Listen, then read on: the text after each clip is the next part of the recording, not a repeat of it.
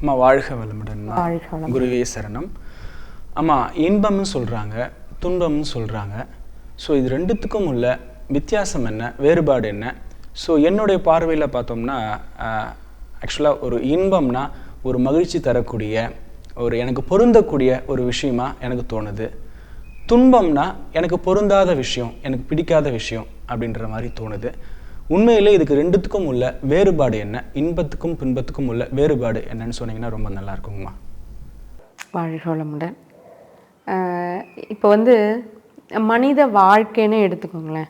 எல்லாருமே என்ன சொல்கிறாங்க, இது வாழ்க்கைனாலே இன்பம் துன்பம் நிறைந்தது தான் மனித வாழ்க்கை அப்படின்றது தான் பொதுவான ஒரு கொள்கை, ஒரு கோட்பாடு, ஒரு விளக்கம் நம்ம மனித வாழ்க்கைக்கு வச்சுருக்கோம். மனித வாழ்க்கை எதை நோக்கி போகுது, எதோட போகுது, இன்ப துன்பத்தோடு போகுது. அதை தான் ஏற்ற இறக்கம், வெற்றி தோல்வி இதெல்லாம் நிறைந்தது அப்படின்னு சொல்லுவாங்க. ஆனால் நம்ம எல்லாருக்கும் என்ன ஆசை, இன்பமாக இருக்கணும்னு தான் ஆசை.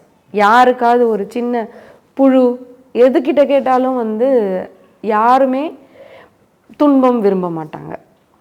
மனிதனுடைய எல்லா கண்டுபிடிப்புகளாக இருக்கட்டும், அவனுடைய தேவைகளாக இருக்கட்டும், அவனுடைய முயற்சிகளாக இருக்கட்டும், எல்லாமே அவன் இன்பத்தை நோக்கி, இன்பம் வேண்டும் என்ற காரணத்திற்காகத்தான் அவன் எல்லாமே செய்கிறான். அது நான் மனிதன் மட்டும் சொல்லலை, மீண்டும் சொல்கிறேன், எல்லா உயிரினங்களுமே. ஆனால் பல பேருக்கு அவன் செய்கின்ற செயல்கள் துன்பமாக தான் முடியுது. இப்போ அது எதுவாக இருக்கட்டும், ஆதியில் நாம் கண்டுபிடிச்ச எல்லாமே தேவைகள் தான் கண்டுபிடிப்புகளின் தாயின்னு சொல்லுவாங்க. ஸோ தேவைகள் என்பது நமக்கு அந்த துன்பத்திலிருந்து விடுதலை கொடுக்கறது தான் தேவைகளாக தெரியும். தேவை எப்போ வரும், துன்பத்திலிருந்து விடுதலை. எப்படி ஒரு உடை இருந்தால் நல்லா இருக்குமே அப்படின்னும் போது அவனுக்கு குளிர் இருந்திருக்கும். ஒரு உணவு இருந்தால் நல்லா இருக்கும், பசி என்கிற ஒரு துன்பம் வந்திருக்கும். ஒரு தட்பவெப்ப நிலையிலிருந்து தன்னை காத்துக்கொள்ள அவன் ஒரு உறைவிடம் தேடி இருப்பான். அந்த மாதிரி ஒவ்வொன்றும் தேவைகள் என்பது இப்போ நம்ம இருக்கிற எல்லா விஞ்ஞான கண்டுபிடிப்புகளாக இருக்கட்டும், வெளிச்சமாக இருக்கட்டும், இல்லையா, எல்லாமே அவன் இருட்டு என்கிற ஒரு துன்பத்தில் இருந்திருப்பான். அதில் விடுபட அவன் முயற்சி செஞ்சிருப்பான். அப்போ அது இன்பம் இல்லையா? ஆனால் அது என்ன, எப்போ அது துன்பமாக மாறுது, அந்த தேவைகளுக்கு மேலே அவன் அந்த ஒரு பொருள் மேலே நாட்டத்தை அதிகப்படுத்தும் பொழுது. இப்போ உணவு தேவை, அது எப்போ துன்பமாக மாறும், அந்த உணவை அதிகமாக அவன் அளவு முறையை மாற்றிக்கொள்ளும் பொழுது அது துன்பமாக மாறிடும். எல்லாமே நீங்கள் எடுத்துக்கோங்க. இப்போ அவன் உடை கண்டிப்பாக தேவை தான்.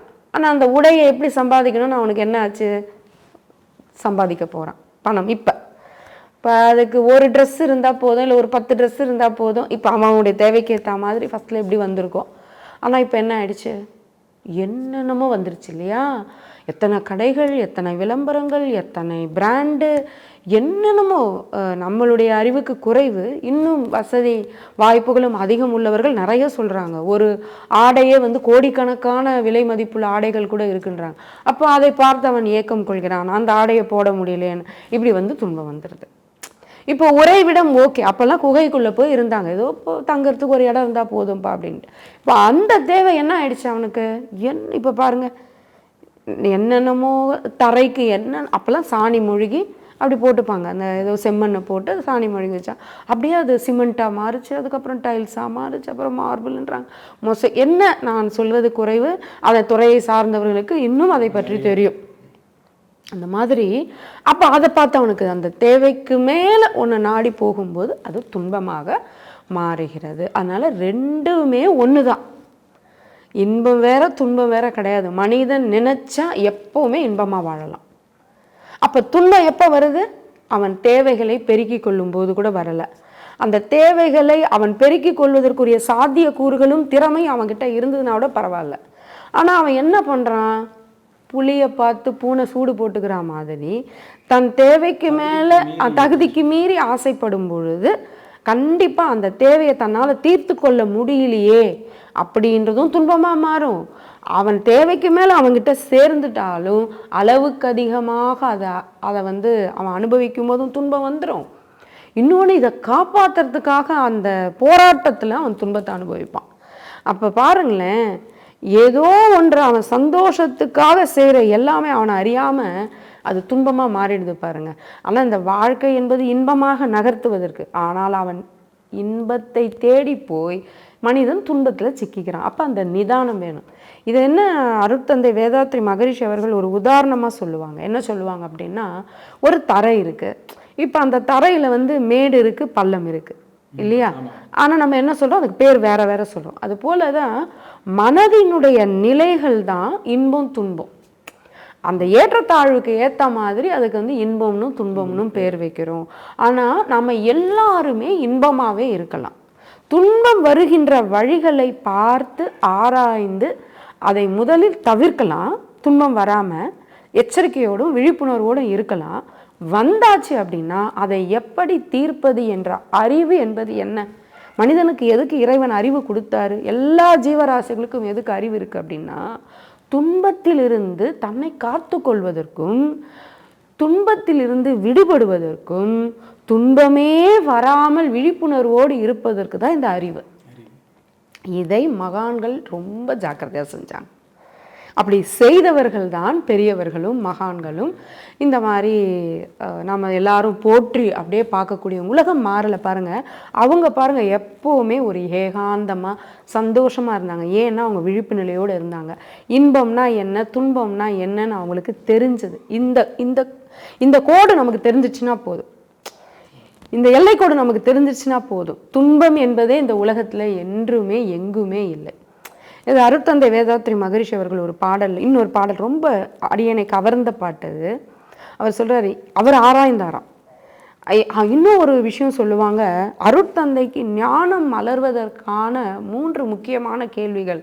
அருட்தந்தை வேதாத்ரி மகரிஷி அவர்களுக்கு ஞானம் உதயமாவதற்கான ஒரு கேள்வி இருக்கும் இல்லையா? இப்போ ரமண மகரிஷி கேட்டிங்கன்னா நான் யார் அப்படின்னு சொல்லுவாங்க இல்லையா? அதுபோல் அருட்தந்தை வேதாத்ரி மகரிஷி அவர்களுக்கு 3 கேள்விகள் உதயமாச்சு. ஒரு 8 வயது குழந்தையாக இருக்கும்போது அந்த குழந்தை அந்த கேள்வியை கேட்டுக்கிட்டே இருந்ததாம்மா. என்னன்னா, நான் யார், கடவுள் யார், அப்புறம் இன்பம் துன்பம் என்பது என்ன, 2வது கேள்வி. 3வது கேள்வி, வறுமை ஏன் ஏற்படுகிறது இந்த உலகத்தில், அல்லது துன்பம் ஏன் ஏற்படுகிறது. இது மாதிரி அவருக்கு வந்து இந்த 3 கேள்விகளுக்கான விடைகளை தேடி தான் அவர் வந்து தன்னை ஆராய்ந்தார், இந்த உலகை ஆராய்ந்தார், வாழ்க்கையை பற்றி ஆராய்ந்தார். அதற்கு பிறகு வந்தது தான் இவ்வளவு கருத்துகள். இப்போ அவர் சொல்கிறாங்க, இன்பம் துன்பம் என்பது என்ன, இவ்விரண்டும் எங்கிருந்து தோன்றுகின்றது என ஆராய்ந்தேன். ஏன்னா 2மே உள்ளே இருந்து தான் வருது, 2மே உள்ளே இருந்து தான் வருது. நம்ம இன்னும் சிந்திச்சோம்னா ஏதோ ஒரு விஷயம் நமக்கு ரொம்ப இன்பமாக இருந்திருக்கும், ஒரு கட்டத்தில் பார்த்திங்கன்னா அது என்னவோ துன்பமாக மாறிட்டு இருக்கும். ஒரு சில விஷயங்கள் நமக்கு ரொம்ப துன்பம்னு நினச்சிருப்போம், ஆனால் ஒரு கட்டத்தில் பார்த்திங்கன்னா அதுதான் நமக்கு இன்பமாக இருக்கும். எத்தனையோ சொல்லலாம் அந்த மாதிரி, நான் அவர்களுடைய வாழ்க்கையில் அனுபவத்திற்கு உட்பட்டது. அப்போ அவர் வந்து இது எங்கேருந்து எனக்கு வருது, என்னுடைய உள்ளத்திலிருந்து இது எங்கிருந்து தோன்றுகின்றது அப்படின்னு நம்ம கொஞ்ச நேரம் அந்த இன்பம் துன்பம் மனம் பொருந்தது. இப்போ நீங்கள் கூட சொன்னீங்க, அது கவலைன்னு சொல்லுவாங்க, கஷ்டம், வேற வேற பெயர்களைத்தான் நம்ம சொன்னோமே தவிர விளக்கங்களை சொல்லலை. அப்போ பாருங்கள், அந்த மகான்கள் சொல்கிறாங்க பாருங்கள், 2ம் வந்து அந்த அந்த அளவு முறையை தாண்டும் போது தான் அது தெரியுது அப்படின்றாங்க. அப்போ அவர் சொல்கிறார், இது எங்கிருந்து தோன்றுகின்றது என ஆராய்ந்தேன். அவர் கொடுக்குறாரு பாருங்க ஒரு குறிப்பு, இன்பமே இந்த இயற்கையில் எதிலும் என்றும் எங்கும் நிறைந்துள்ளதுன்ட்டார். இப்போ எல்லாருமே நம்ம என்னங்க சொல்லுவோம், உலகத்தில் இன்பம் தான் இருக்கு. ஆனால் நம்ம எல்லாரும் என்ன சொல்லுவோம், உலகம் வாழ்க்கை ரொம்ப துன்பமயமானது, இந்த பிறவியே ரொம்ப துன்பம், வாழ்வே மாயம், வாழ்க்கையே துக்கம். மகான்கள் பார்வை மாறுது பாருங்க, அவங்களுடைய பார்வை கண்ணோட்டம் மாறுது பார்த்தீங்களா? இப்போ நீங்க பாரதியார் எடுத்துக்கோங்க, எத்தனை கோடி, அம்மா கூட இந்த பாடல் அடிக்கடி பாடியிருக்கீங்க. பாடியிருக்கேன். இப்போ அவருக்கு என்ன கஷ்டன்றது உங்களுக்கு தெரியும். நீங்க பாரதியார் உங்களுக்கு ரொம்ப பிடிக்கும், பாரதியாருடைய வாழ்க்கை வரலாறு படிச்சு பாருங்க, சாப்பாட்டுக்கே கஷ்டம். அவர் கோட்டு போட்டதே உள்ள இருக்கிற ஆடையினுடைய கிழிசலை மறைக்க தான் அவர் கோட்டு போட்டார். அவ்வளவு பசி பட்டினி பஞ்சம். அது கூட பரவாயில்ல, சுத்திருவங்க யாருமே அவருடைய ஞானத்தை புரிஞ்சுக்கல. அவர் பேரே கிறுக்கையர். அந்த அளவிற்கு அவருக்கு எந்த ஒரு அங்கீகாரமும், அவர் அவ்வளோ பெரிய அறிவு பிரவாகம் இருக்கும் பொழுது அந்த அங்கீகாரத்தை யாருமே புரிஞ்சிக்கலன்றது எவ்வளோ வலி தெரியுங்களா? வறுமையை விட அது ரொம்ப வலி. இந்த மாதிரி பல வழிகளை, அவமானங்களை, அலட்சியங்களை நிறைய சந்தித்தவர் பாரதியார், நிறைய சந்தித்தவர். ஆனால் அவர் எப்படி பாடுறாரு பாருங்க, எத்தனை கோடி இன்பம் வைத்தா இறைவா எங்கள் இறைவா, அத்தனையும் வண்ண களஞ்சியங்கள் ஆக பல பல நல்ல அழகுகள் சமைத்தா. இதுதான் அவங்களுடைய பார்வை. பாடல்கள் எல்லாமே பாசிட்டிவா தான் இருக்கு. ஆமா, தசையினை தீச்சுடினும் சிவ சக்தியை பாடும் நல்ல அகம் கேட்டேனார். தசையை தீ சுடும்போது உங்களுக்கு எவ்வளவு துன்பம் இருக்கும், எப்படி துன்பம் இருக்கும். அப்போ கூட நான் சிவசக்தியை பாடுகின்ற நல்ல அகம் கேட்டேன்றார். தீக்குள் விரலை வைத்தால் நந்தலாலா, நின்னை தீண்டும் இன்பம் தோன்றுதடா நந்தலாலான்னார். என்ன ஒரு உணர்வு நிலை பாருங்க. இப்போ அவங்க அந்த அந்த அந்த அழகை அவங்க பிடிச்சிட்டாங்க, அந்த அளவுகோலை அவங்களுக்கு தெரிஞ்சு போச்சு. இப்போ அதே போல் அடுத்த வேதாத்ரி மகரிஷியோட இன்னொரு பாடலில் சொல்கிறார், நீ மீண்டும் அந்த பாடலுக்கு நான் வரேன். அவர் சொல்கிறார், எத்தனை ஆயிரம் ஆயிரம் இன்பங்கள் இவ்வுலகெங்கும் பேரண்ட முழுமையும் அத்தன் அருளாட்சியாக நிறைந்துள்ளான். அடுத்த வார்த்தை போடுவார், அறிவை விரித்து அனைத்தும் துய்த்து இன்புற. கொஞ்சம் அறிவை விரிப்பா, அனைத்தும் துய்த்து இன்புறலாம். நீ ஏன்பா எல்லை கட்டி வச்சுக்கிற, ஏன்பா நீ குறுக்கி வச்சுக்கிற, வாப்பா கொஞ்சம் அறிவை விரித்தா எல்லாமே அறிவை விரிச்சா எல்லாம் இன்பம் தான்ப்பா இந்த உலகத்துல இருக்குன்றார். இப்போ அந்த பாடல்ல என்ன சொல்றாரு பாருங்க, இன்பமே எதிலும் என்றும் எங்கும் நிறைந்துள்ளது. சரி, அப்போ எங்க துன்பம் வருது? அனுபோகத்திற்கு. அனுபோகம் என்பது என்ஜாய்மெண்ட். நீ ஒரு பொருளை என்ஜாய் பண்ற, ஒரு நபரை எதுவாக இருந்தாலும் அனுபோகம் போட்டார், அது என்னவோ நம்ம இது எதுவாக இருந்தாலும் எங்க துன்பம் வருது? அனுபோகத்திற்கு இன்பத்தின் அளவு முறை மாறும்போது அல்லது மீறும்போது. ஒரு பொருள் இன்பம் என்று நீ எந்த ஒன்றாக இருந்தாலும், அது படிப்பாக இருக்கட்டும், வேலையாக இருக்கட்டும், உறவுகளாக இருக்கட்டும், உணவாக இருக்கட்டும், உறக்கமாக இருக்கட்டும், உழைப்பாக இருக்கட்டும், எண்ணமாக இருக்கட்டும், எதுவாக இருக்கட்டும், உன்னுடைய தொழிற்சாலையாக இருக்கட்டும், பொருளாதார தேவையாக இருக்கட்டும், வீடாக இருக்கட்டும், வாசலாக இருக்கட்டும், நீ இன்பத்தின் காரணமாக தேடுகின்ற அனைத்துமே அனுபோகத்திற்கு அந்த அளவு முறை மாறும்போது, இவ்வளவுதான், எதுவாக இருந்தாலும் இவ்வளவுதான், அளவுக்கு மிஞ்சினா அமிர்தமும் நஞ்சு. அந்த மாறும்போது மீறும்போது ஏற்படும் வார்த்தை கவனிங்க, ஒரு பொருத்தமில்லா உணர்ச்சியே தான். அந்த உணர்ச்சி நமக்கு பொருந்தாது. இன்பம் என்ன? பொருந்தது. துன்பம் என்ன? அது எனக்கு பொருந்தலை. அந்த அந்த விஷயம் எனக்கு பொருந்தலைன்னா அதுதான் துன்பம். பொருந்ததுன்னா அதே இன்பம். அது என்ன? இப்போ ஒரு உதாரணத்துக்கு சொல்கிறேன், ஒரு உணவுப் பொருள், உங்களுக்கு பிடிச்ச ஒரு உணவுப் பொருள், ஒரு ஜாங்கிரின்னு எடுத்துக்கலாமா? இப்போ அதை கொண்டு வந்து உங்களுக்கு உங்கள் நண்பர் உங்கள் பிறந்த நாள் அப்போ 1 கிலோ ஜாங்கிரி கொடுத்துறாரு, உனக்கு பிடிக்கும்ல, இந்த சாப்பிடு அப்படின்னு. உண்மையிலேயே உங்களுக்கு ரொம்ப பிடிச்ச ஒரு ஸ்வீட்டு உணவுப் பொருள்னா உங்களுக்கு ஜாங்கிரின்னு வச்சுக்கோங்க. இப்போ அது இன்பம், அது உங்கள் நண்பர் உங்கள் அன்புக்காக கொண்டு வந்து கொடுத்துருக்காரு. இப்போ 1 சாப்பிட்றீங்க இன்பம், 2 சாப்பிட்றீங்க இன்பம், 3 கூட சாப்பிட்றீங்க இன்பம், 4வது உங்களுடைய கெப்பாசிட்டிக்கு ஏற்ற மாதிரி போயிடும். அப்போ அதுலேயும் சாப்பிட்றீங்க, சாப்பிடு அப்படின்னு அவங்க நண்பர் கட்டாயப்படுத்து, இன்னும் உனக்காக தானே வாங்கிட்டு வந்தேன் அப்படின்னு. 7, 8 என்ன ஆகும்? ஏன் ஸ்வீட் உங்களுக்கு பிடிச்ச உணவுப் பொருள் தானே, உங்களுக்கு பிடிச்சது தானே, ஏன் அடுத்தது அது என்னவா மாறுது? பிடிக்காத. அதுக்கு பிறகு அது எடுத்துக்கிட்டோம்னா வாந்தி வருது, உடலுக்கு பொருந்தலை, சில பொருந்தாத உணர்வுகளை அதை கொடுக்குது. இதுதான் அது. எதுவாக இருந்தாலும் இன்பத்தின் அளவு முறை மாறும்போது, இவ்வளவுதான், மீறும்போது ஏற்படும் ஒரு பொருத்தமில்லா உணர்ச்சியே தான் அதன் துன்பம். அதை என்ன? இன்பத்தின் மறுபெயரான்றார் வேதாத்ரி மகரிஷி அவர்கள். இன்பத்தினுடைய மறுபெயர் தான் துன்பம். எப்ப பொருந்ததுன்னா அதுக்கு பேர் இன்பம், பொருத்தமில்லா உணர்ச்சியாக இருந்தால் அதற்கு மறுபெயர் கொடுத்துறோம் துன்பம். துன்பம் தனிப்பெயர் இல்ல, மறுபெயர். மறுபெயர் தான், வேற பெயர்லாம் கிடையாது, அதுவே தான் வேற பெயரா இருக்கு.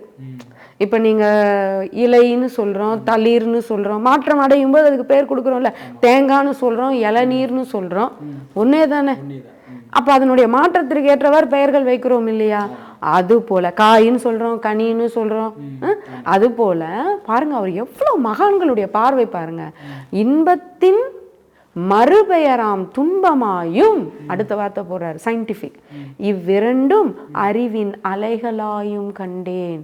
அறிவிலிருந்து, என் அறிவிலிருந்து புறப்படுகின்ற அலைகள் தான் இன்பமும் துன்பமும்.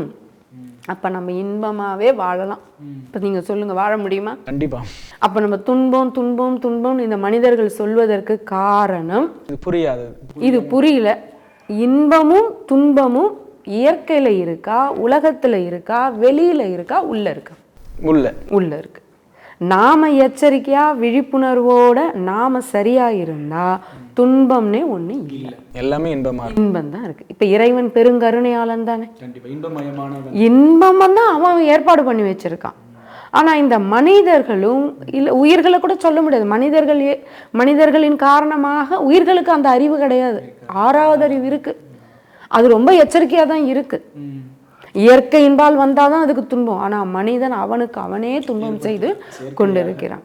அதனால துன்பம் என்ற ஒன்று இல்லை, இன்பம் மட்டுமே இருக்கிறது.